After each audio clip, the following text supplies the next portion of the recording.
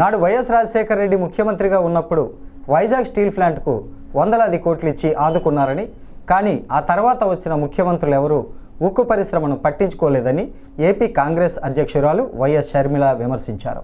మేం మోడీతో మాట్లాడతాం, ప్రైవేటీకరణ కాకుండా ఒప్పిస్తామని ఇప్పుడు టీడీపీ వాళ్ళు మాట్లాడుతున్నారని, మరి మోడీ ఒప్పుకోకపోతే విశాఖ ఉక్కు పరిశ్రమను ప్రైవేటీకరణ చేస్తారా అని షర్మిల టీడీపీ నేతలను సూటిగా ప్రశ్నించారు.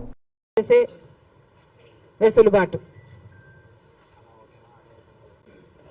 మరి చంద్రబాబు గారు నెల రోజులైనా ఈ చిన్న వాగ్దానాన్ని ఎందుకు నిలబెట్టుకోవడం లేదో సమాధానం చెప్పాల్సిన అవసరం ఉంది. ఎందుకంటే సూపర్ 6లో భాగంగా చంద్రబాబు గారు మహిళల కోసం చేసిన ఈ వాగ్దానం చాలా ప్రాముఖ్యమైంది. ఇది మంచి పథకం కాబట్టే అటు తెలంగాణలో ఇటు కర్ణాటకలో అమలు చేసిన ఈ పథకాన్ని చంద్రబాబు గారు కూడా సూపర్ 6లో భాగంగా చేర్చడం జరిగింది.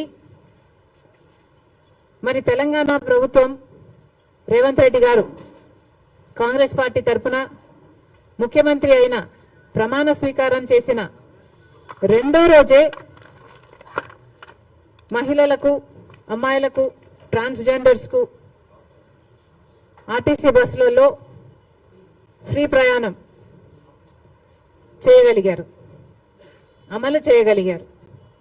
అధికారంలోకి వచ్చిన 2 రోజుకి. కర్ణాటకలో కాంగ్రెస్ పార్టీ అధికారంలోకి వచ్చిన 3 వారాలకే ఆర్టీసీలో మహిళలకు ఫ్రీగా ప్రయాణం చేసే వెసులుబాటు కలిగించగలిగారు.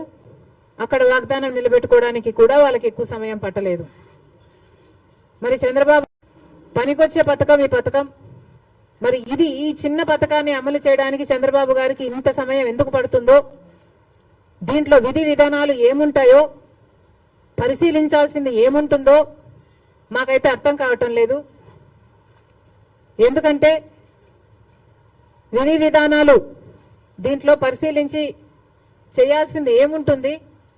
మహిళలు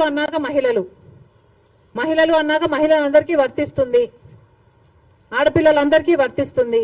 మరి దీంట్లో విధులు విధానాలు ఏముంటాయి?